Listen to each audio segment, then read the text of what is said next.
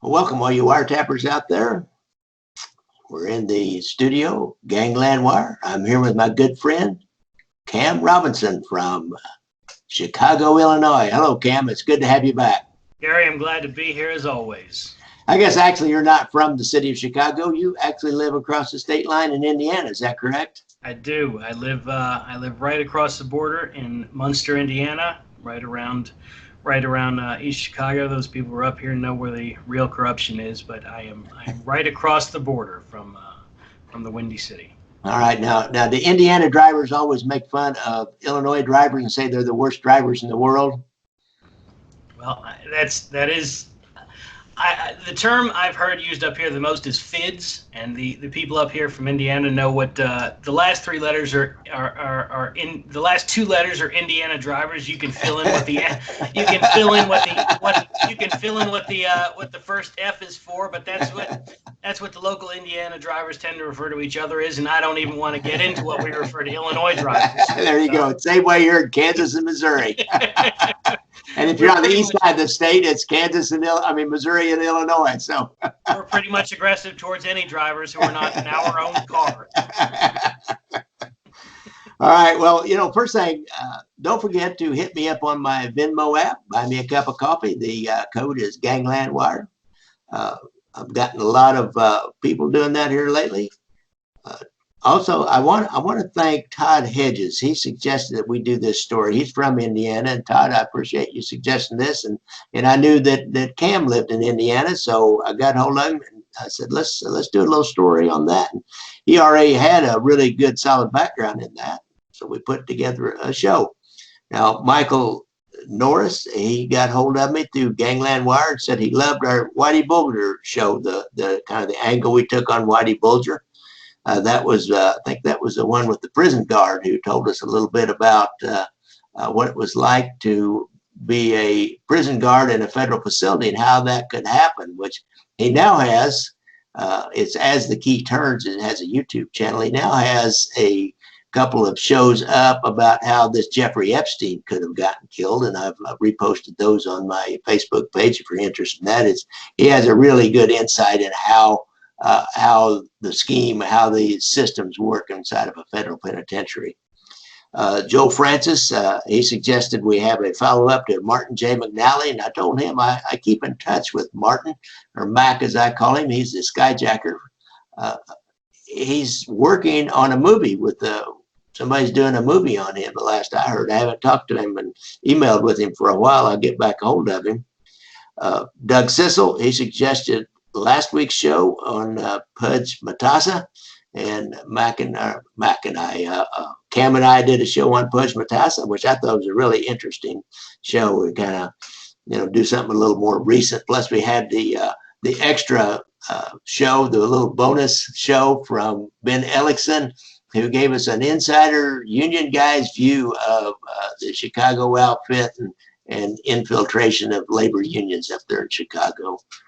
So I appreciate Ben for doing that, and I hope you guys too. I thought it was a really interesting insight. Anyhow, what I liked about Ben's thing, I don't know if you actually heard that one yet or not, Cam. He didn't just denigrate the mob. He said, there was at one point in time, and I think he was talking about himself, there was a union guy who had a problem with the dental plan, or one of the medical plans, and he went to his mob connected union rep, and the guy just was real helpful and said, okay, let me take a look at this. And he made some calls, and then he came back. He said, here, just refill this or fill this application for benefits out again and send it back in. And he said, lo and behold, he got covered. So it's, nothing is all good or all bad as usual in life.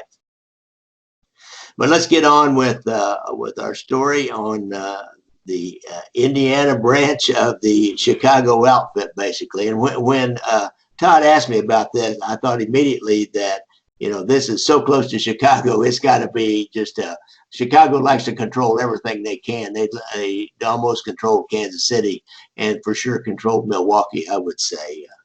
Let's tell us a little bit about like the makeup of Chicago Heights, Illinois, which is where these mob bosses out of the outfit came from, and then over into Indiana. A little bit of that whole Northwest Indiana, Southeast Chicago makeup of people.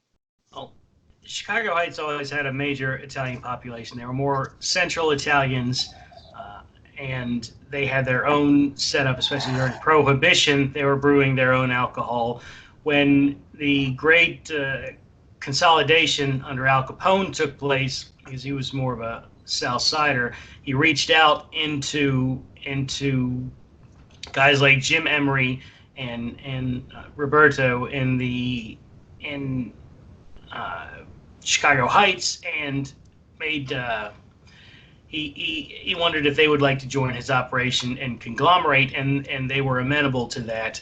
And Frank Laporte was part of their crew. There's a famous picture of Al Capone reclining on a lawn. Frank Laporte is, as you're looking at the picture, he's on the left sitting next to Capone. There's a woman in between them. And I think that meeting might have had something to do with the planning of the St. Valentine's Day Massacre. It might have been accepting Frank Laporte and his ascension into the leadership of Chicago Heights.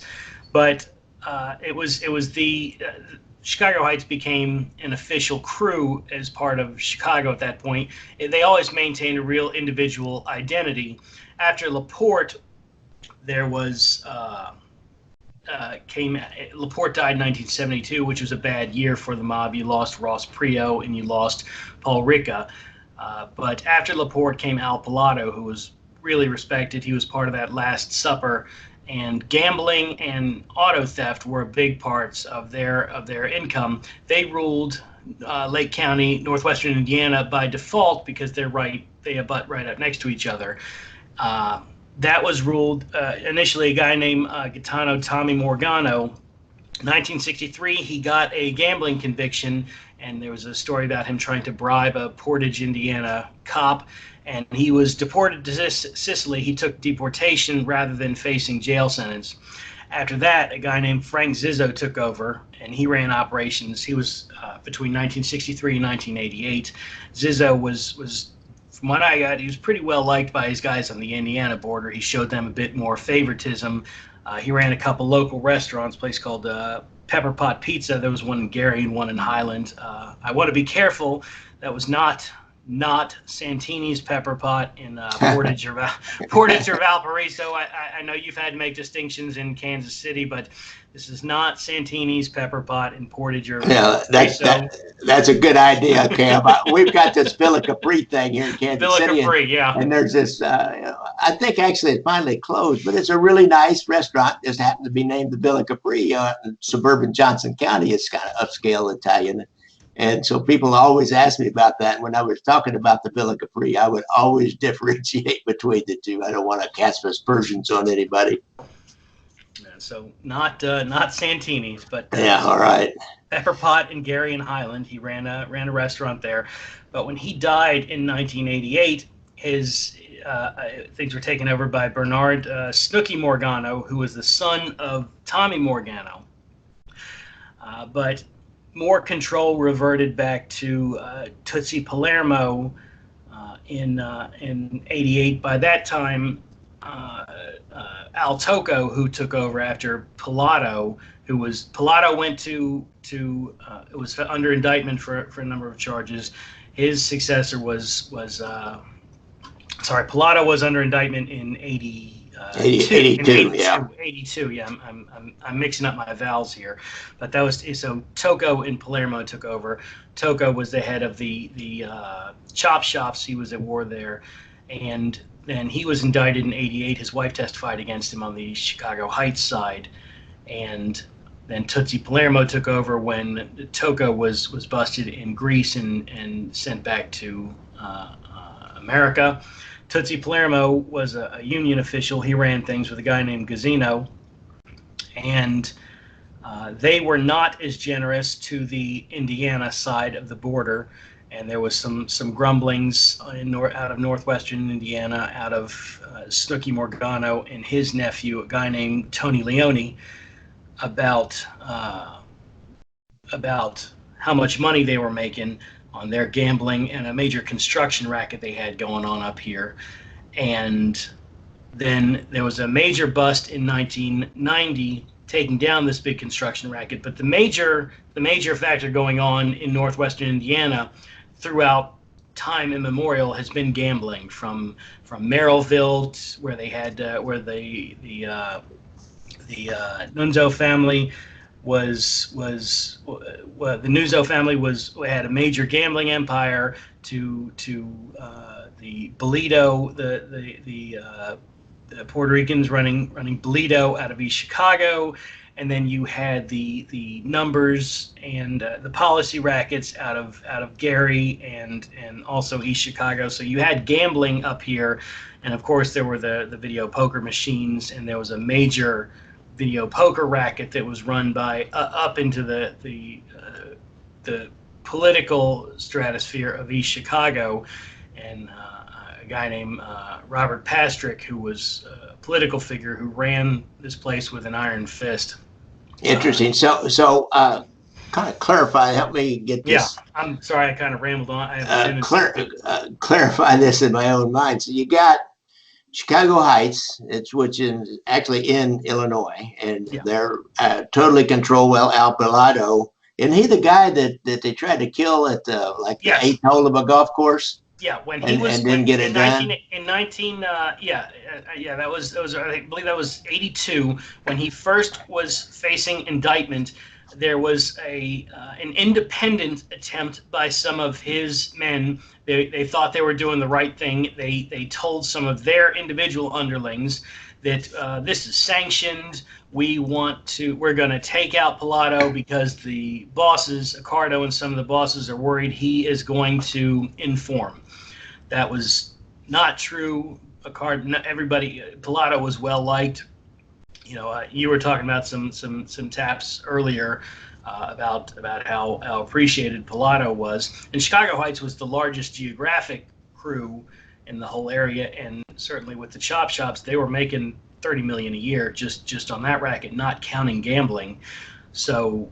Yeah, in Alan Dorfman's office, they were talking about who, as IUPA is getting ready to go away, who will step on up, and it's kind of interesting. And I think it was the same one. Dorfman's indicating that he told Tony Splatro that he should have come back a long time ago. He could have been what they call the heir apparent. And then they mentioned the guy on the south side, and from my understanding, that would have been Pilado. But that whoever he was talking to told Dorfman, he said, yeah, but he said that other guy, he'd go to war if Pilado would move up, or the guy on the south side would move up. And I think you speculate that might have been Angelo LaPietra, but he had his own problems at the time. These guys were going to jail for skimming from the casinos, but Pilado wasn't part of that. He didn't get any of that action. If he did, indirect.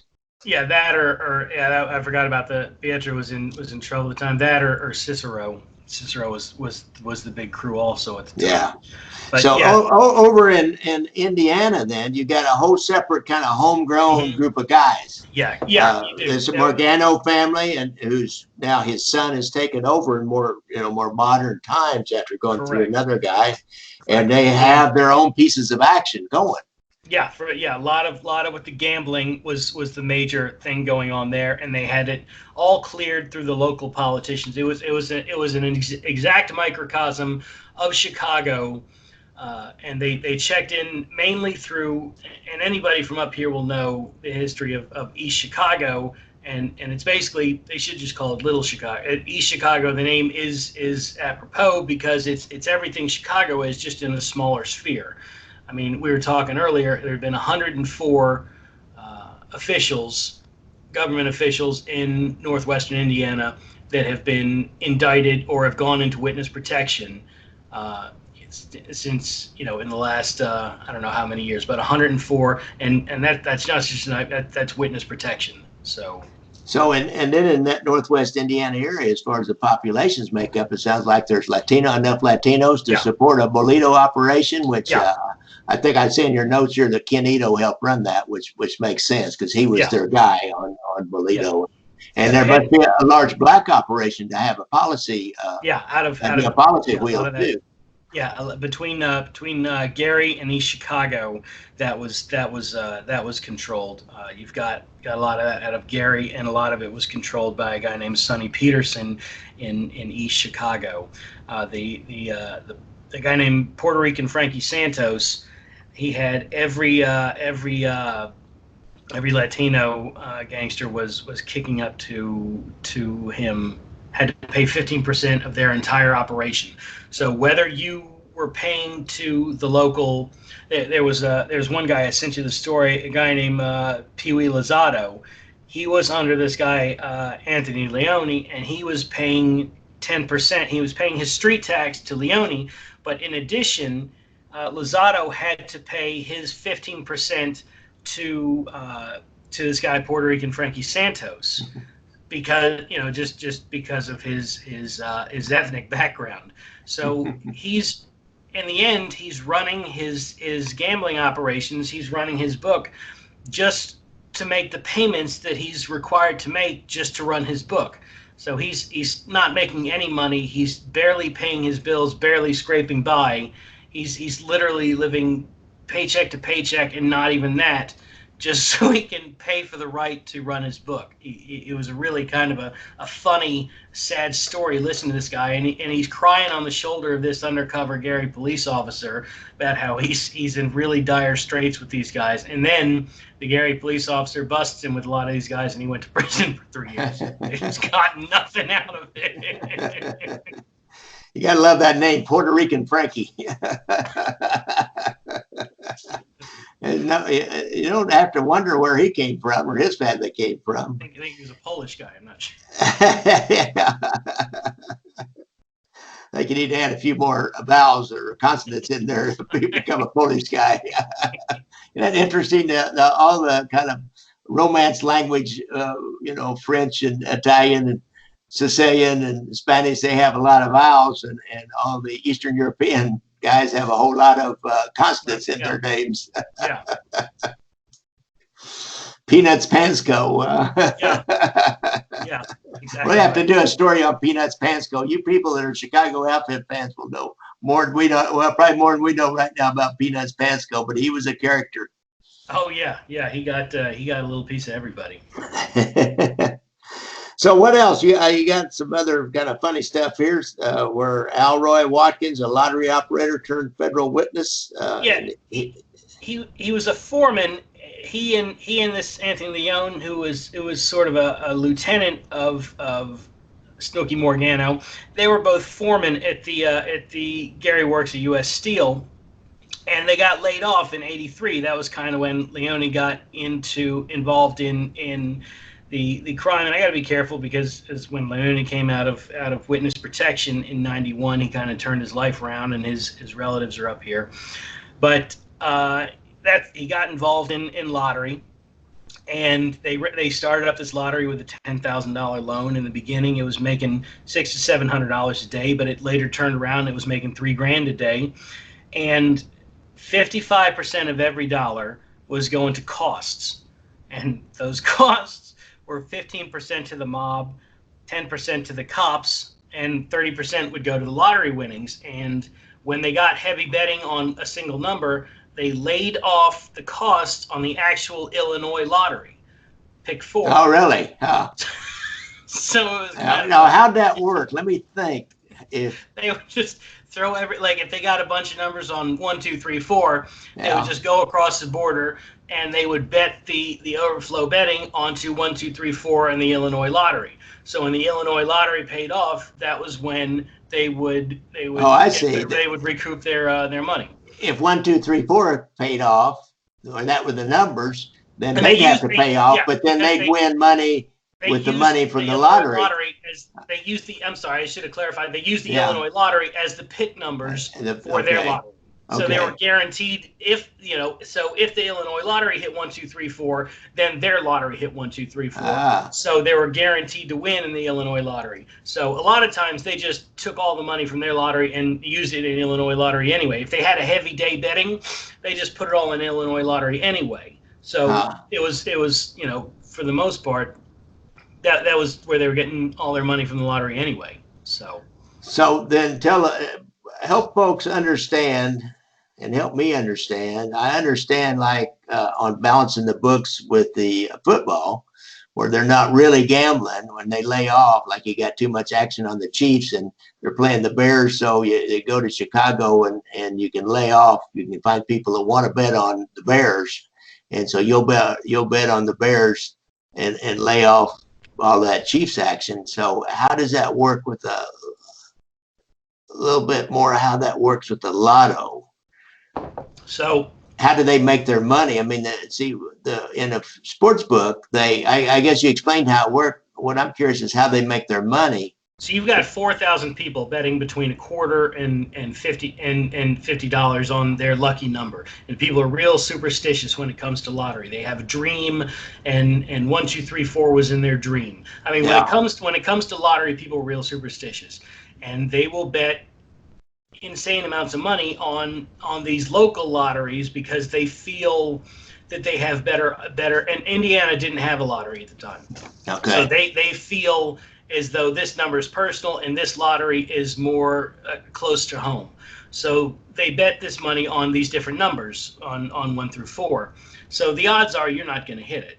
So you've got all this money put in a pot, and so the bookie, the pottery policy operator, then he keeps all that money. Keeps all that money. But then he has to save that. He's got to kick up to everybody, but he gets all that money. Right. And so next two guys are running the lottery. So that's just 2 guys that take all that money. The mob gets 15% of it. So one person is going to win on whatever minuscule odds they give them. So they take all that money, or they take whatever percentage. The payout percentage was 30% of the take. So okay. they would take their 45% of the total profits out, and they would take the 15% and give that to the mob, and the 10% and give it to the cops. So whatever was left, that 30% payoffs, that's what you would win out of the lottery for that day. Okay. 30% of the total take. And then they would lay it into the Illinois lottery, and if that lottery hit on 1, 2, 3, 4, then that 30% whatever payoff is what you would give to the winner. And that way they keep their books balanced, just like they football. Keep their books balanced. They've already made their money, and let's say you get, let's say 6 people win 1, 2, 3, 4. Well, then those 6 people split whatever the 30% of the daily take was. Okay. So, and they don't get anything. Every bit of money that's been put on, and people were betting as little as 50 cents. Yeah. Every bit of money from this, as much as $3,000 a day, has been put in. Then you whack that up into only whatever 30% after the mob gets their 15. These guys get 45. The cops get 10.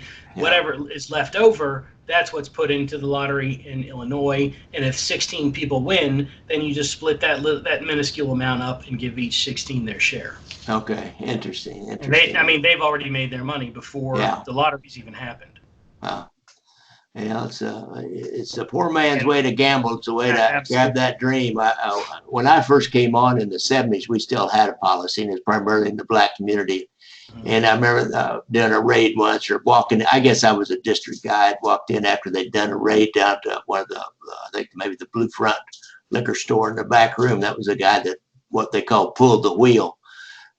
And it had these dream books. People would buy, I don't know where they bought them, but they'd buy these dream books that would have number things in them. And out of that, they would read those dream books. And out of that, they would, like you say, really superstitious about the numbers that they play. So mob guys are making money hand over fist off of that. A lot of that in the 40s with the policy wheels all over from Chicago to Gary. There were a lot, and then there were the policy wars with Sam Giancana taking things over from Teddy Rowe. And I've done some writing on that. That was how Sam Giancana made his bones, so to speak, was he took over the policy wheels, and that was an insane amount of money, and that was what got him noticed. Al Capone let them keep it. Yeah, the whole South Side Mhm. was primarily African American at that point in time, and it was a pretty lucrative thing. I remember reading about that. We did a story on Sam Giancana, I don't know, a year or so ago, 2 years ago, and I think he didn't even have to kill that. Didn't it? Teddy Oh, Rowe, he blew did him he away in the kill him? street. Yeah, Well, Teddy Rowe put there up a was hell of an. a fight. Oh, that's right. Eddie, it was Eddie. It was Big Eddie. Big Ed Johnson that fled. He kidnapped him and then he fled with his family down to. He Yeah. had a huge estate in Mexico. He was real Okay. smart with his money. He was a college graduate and he was a hell of an interesting guy, and he was partnered up with these earlier Kelly brothers, and they had all put money away in Mexico. And the Kellys died of one of the Kellys had been killed, and the other Kelly died of old age. Okay. And Big Ed retired down to Mexico with his family and turned everything over to Ted Rowe. And Ted Rowe put up a hell of a fight against Sam Giancana in these policy wars, and then he was blown away. Yeah, I think he actually shot Marshal Caifano's brother, and I can't remember his Yes. first name. Killed him in Yeah. the midst of all this. So, Yeah. well, they're not used to people fighting back like that very much, are they?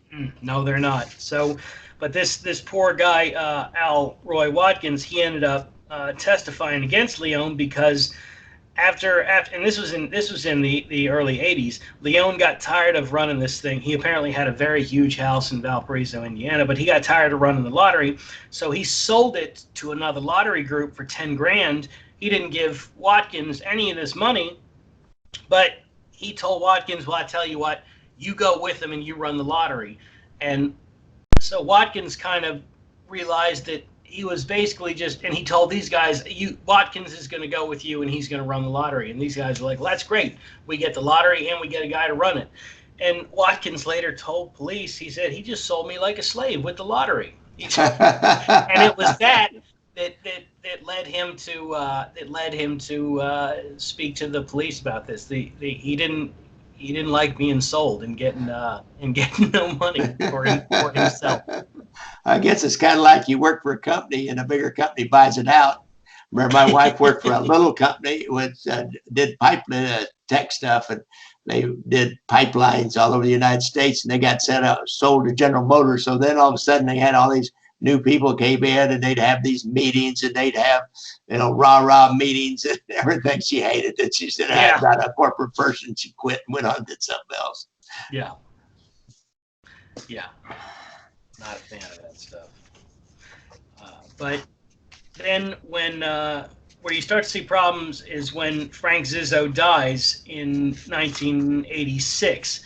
He paid his people pretty well. They were running the street protection in northwestern Indiana too. They were collecting for the gambling. Same thing you saw in Chicago. They were running it into northwestern Indiana. As I said, they had the political protection, and they even had the cops enforcing the political protection. And you had the gambling machines, the pinball machines, and all that. And you had the mob owning those. But so when Frank Zizzo, the Indiana guy, died, and these Chicago Heights guys, Tootsie Palermo and Gazzino, took over, they didn't even know if they were still going to have jobs or they were going to send new guys in. But their income goes down from $1,000 a month to $300 a month, and then they're missing payments. So they start to lose faith. And about that time, the mob is the Fed is running these major investigations into this major construction racket they've got going on. They're going around to construction sites and they're they're looking to see if they have basically.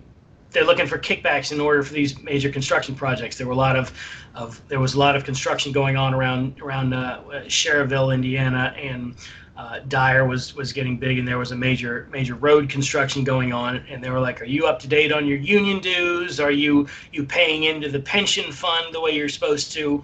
Because they were responsible for collecting the money, and the unions wasn't set up to take cash.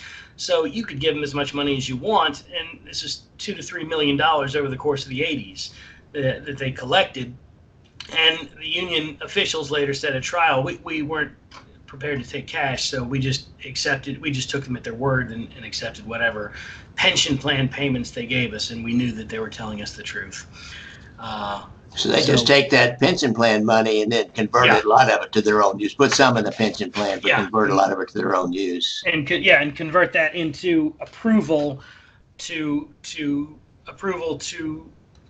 perform construction. We won't shut you down with. I dropped my sheet here. We won't shut you down when you're doing this building, when you're building up a Sherrville, when you're expanding the roads up here. Because there was a big period of growth in northwestern Indiana at that time. It was really, really coming into its own, and the way it looks now is not the way it looked in the 70s and all. I moved up here in 2008, but it really has blown up. I've talked to a lot of my neighbors and things, and that was a major period of growth. So that was a big time to be running construction rackets. So is that what Al Tocco went to jail? I see it, and I have some vague memory of his wife testifying against him. And she the one that talked about Spilatros, told the real story about the Spilatros getting killed, and Al Tocco. But was that the construction scam that he was going to jail on? Tocco was a real. When you think of like old school mob guys, Tocco was it. Tocco was going all over the country in his prime, killing people. He went up to Milwaukee and killed a mobster up there. He was responsible for a lot of. Scarpelli was initially Tocco's guy, and so Tocco was doing a lot of killing, and the chop shop thing was Tocco. He moved in and took over from Jimmy Guitar, and they had a rivalry going. The chop shops were initially Tocco's, and when he got out of prison, he wanted them back. And I believe a lot of what he went under for were the murders and just basically being a pretty rough guy. I can't remember the exact charges. I need to go back and look into that, but I know murder was a lot of what he got, because he was running his mouth to his cellmate about, I'm going to kill my wife, and I did all these murders, and then his cellmate turned around and oh, really? Crazy. Now we talked about they brought him back from Greece, so that's right. He's the one they brought back from Greece. That was interesting. You don't get to hear that much stories like that anymore. And remind us all about, let's talk a little bit. It's kind of a subject near and dear to my heart. I used to sue a lot of car dealers for like selling a car with a washed title that was actually a salvage car. So the attraction for this stolen auto racket, chop shop racket, was partly they were stripping some of them out and selling the front ends and the side of the doors and all that, but a lot of them they were retitling because of Indiana titling laxities. Yeah, the title laws in Indiana there were none, and there were no distinction in the laws at the time that even said automobiles. So even in the chop shops, for stealing car, you could wash a title in Indiana, but even beyond that, if you stole a car in Indiana, there's so many cases that I found where guys would be caught up in these car theft rackets, and they would catch them dead to rights at a chop shop, line of cars stripped outside, and you would get busted on the theft, and you would get busted on the conspiracy, and they would plead out to avoid a trial. They would plead out to the conspiracy. They would get no jail time and a $1,000 fine, and they would walk. So you have a lot of that because Indiana didn't recognize auto theft per se. It was just theft. And you could steal cars across the border in Illinois, bring them to Indiana, wash the title, and and then take a wrecked car here, or a car that you would strip, pop the VIN number. You'd steal a brand new car and cross the VINs, and then you're selling a new car. So in addition to washing titles in Indiana, because there's no difference in a salvage car or wrecked car in a new car, you could also, even if you stole cars in Indiana, all you're going to get charged with was the conspiracy charge, because law enforcement was on because the courts and everybody were on the take, and you were going to walk. So there was no legal penalty at the time. It was really, when they say the Wild West, I mean, it was the wild Midwest of car theft. Oh, so Illinois really was starting to crack down into the mid 70s, but Indiana really had no interest. And I guess, as we have sort of talked about, between Hammond and Whiting, Indiana, and Portage, and over on into on towards Elkhart, there were 70 to 100 salvage yards just in that short span going up to the lake, and that's not a huge area that would require that many salvage yards. But for and even now there's garages. Auto repair places have moved in, but there's garages, multiple bay garages, where in the past guys would have rented out a single bay to just to chop shops for a month and then moved on to another bay. But there's so many garage bays and so many repair places now, because in the past they were just throwing up garages, renting them out, and using them for chop shops. It was cheap to build a building, because you're looking at $500 a day to chop a car. Even in the 70s, that was big money. That was big money. That was, it's big money now. Big money ain't bad now. $500 a day. So tell us a little bit about their union racketeering activities. You kind of touched on that a little bit in the construction business, but they had our boy Pudgy Matassa. He had his own little union. So did they? How did they get into the union, laborers union, or were they part of? The Laborers International up in Chicago, or they have their own union down there? Al Pilato ran the union out of Chicago Heights, and Tootsie Palermo and Gazzino took over as union officials for the laborers. I talked to a guy who, I'm going to be careful, but he said the bricklayers were always a strong union. One of the local business agents down here had his house firebombed when there was some problems going on with a business agent, and he was kind of a bullish guy. His house was firebombed, and the FBI was investigating that in the I don't know if it was late 70s or the early 80s. So anytime there was a union dispute, that's tend to be how it was settled. You would send, and a guy I was talking to said, yeah, if there was a problem with the local construction site or a local company, if they weren't kicking in or whatever, they would send. He said they would send us in there, and we would cut the heads off bolts, or we would set logs on fire. So they would use, a lot of times the rank and file would, and it was considered fair play, and you would just, if you would point them in the direction of scabs. And he was listing the weak and the strong unions, and I don't, because I have to live up here, and my house is flammable too. I need to be careful. We don't need the most modern information on this.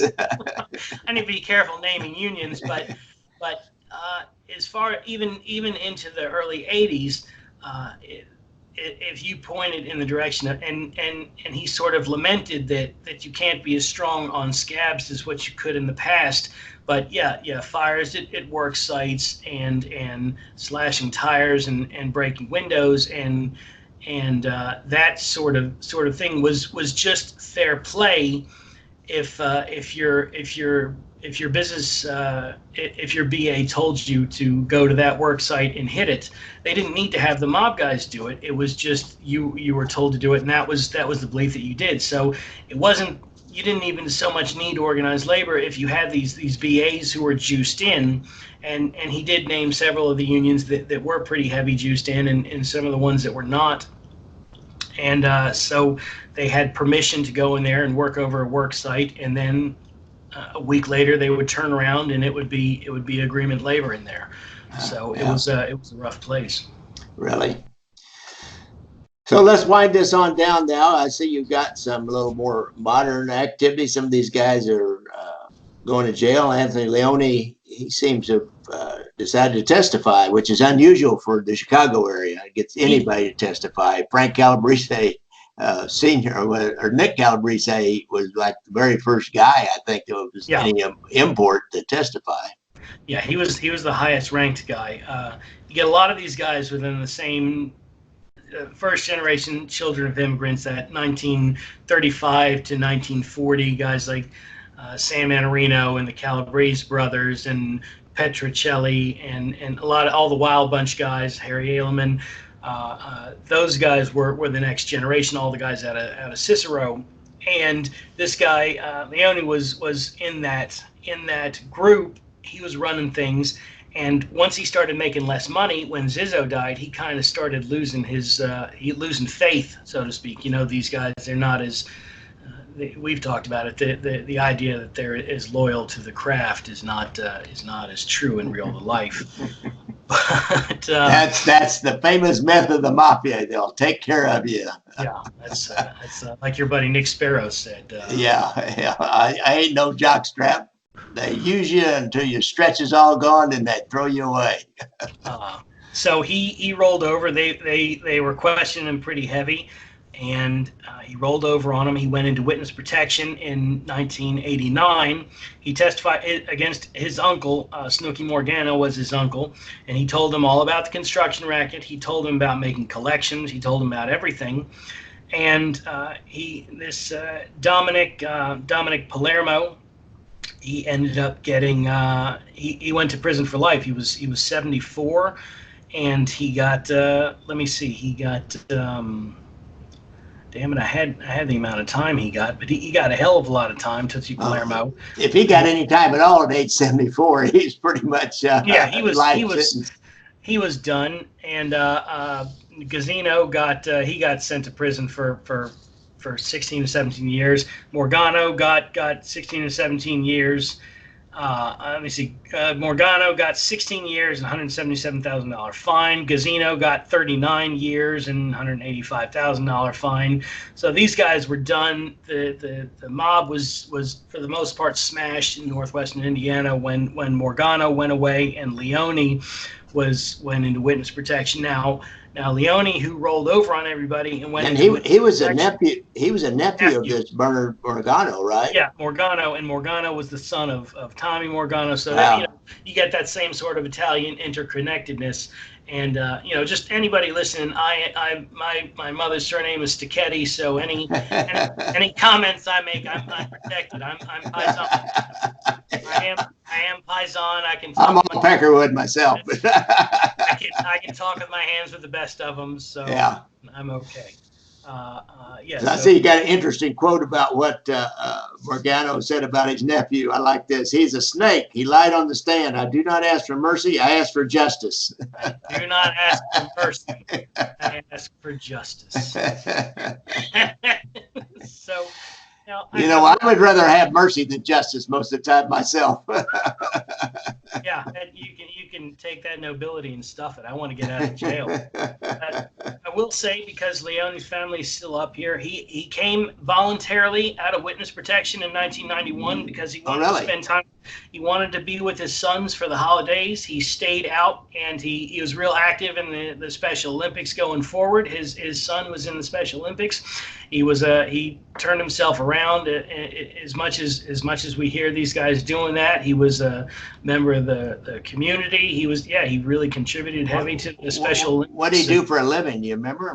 Did he have a business of some kind? Or? I want to say he went back to, I think he went back to the steelworkers. I was reading his obituary. I think he went back to to a union job, but I can't remember. I know that makes sense. Yeah. I think he came out of the steelworkers, and I can't remember if he went back to it. But so he voluntarily came out of witness protection to live in the same area where he was living that he testified. So I mean that's a tough thing to do. But he wanted to be with his family, and he supported them, and he stayed with them, and a lot of people did have good things to say about him. So to the Leone family, I am speaking to his good as well as some of his checkered past. So don't come to Munster looking around.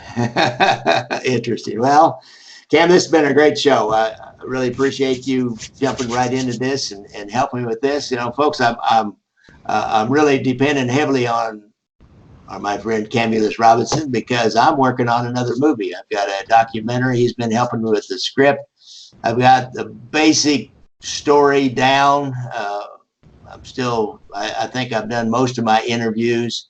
It's going to be talk about the generation gap between the older mobsters. I'm interested in that, because that's what we had in Kansas City, and that also happened in Cleveland with Danny Green. So in Kansas City, we have these younger mobsters that are born either during the war or right after the war. And you got these older mobsters that were all either came over or their parents came over from Sicily around the turn of the century. And they were born 1915, 1920, and they're running everything. And it's the same way in Chicago. Those guys ran everything for a long time until these the post-war baby boomers or middle of the war baby boomers became of age. You had it in Prohibition too. Same exact story. Same story, wasn't it? The old mustache Pete's in a way, and that's the whole Godfather story about. That's when Nick Zavella, our guy in Boston, Kansas City, is born in 1916. Well, he raised up against the old mustache Pete's, and you had that all over the United States. So each generation has its young Turks, shall we say? And now I'm telling that story about the 1970s. We had quite a mob war.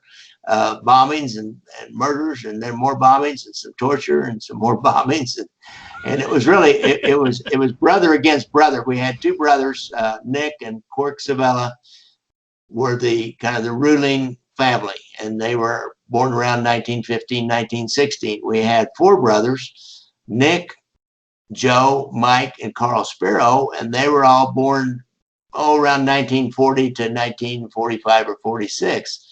And they wanted a piece of the action, a little bigger piece of the action, and they were upstarts. And what really interesting, I find out from FBI reports, is this oldest brother, Nick, this is during the 60s, and he starts growing his hair out long. I mean, it was a generation gap, man. He starts growing his hair out long. He grows a big Fu Manchu. He wears bell-bottom pants and kind of flowery looking clothes. I've got a picture of him in death inside the trunk of his car, and his pants are real flowery. I mean, they're real hippie pants, man. And so we've got quotes from these mob guys going, what's wrong with that guy? He looks like a hippie. And even the FBI reports, they say his dress and demeanor, he became kind of persona non grata with the ruling family, and so much that they end up killing him. And that when as we came up with I'm not sure exactly. I think it's an old Sicilian proverb. Is if you're going to kill one brother, you better be ready to kill them all. Mm-hmm. This was awarded to death, wasn't it, Cam?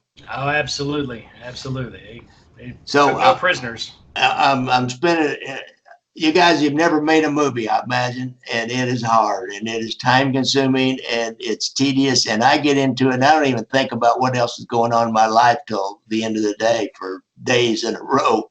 But I wanted to knock this out real quick. I'm getting a little low after my month-long hiatus in July. Get a little low on podcasts, and so this will knock this out. Now, if you would like to support that movie, see that coffee cup?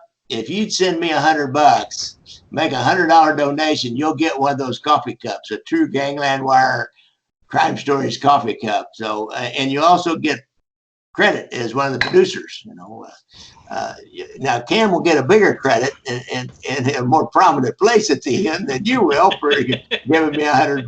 But I've got costs. I just ordered a bunch of illustrations from an artist to depict some of the murder scenes where no cameras could ever have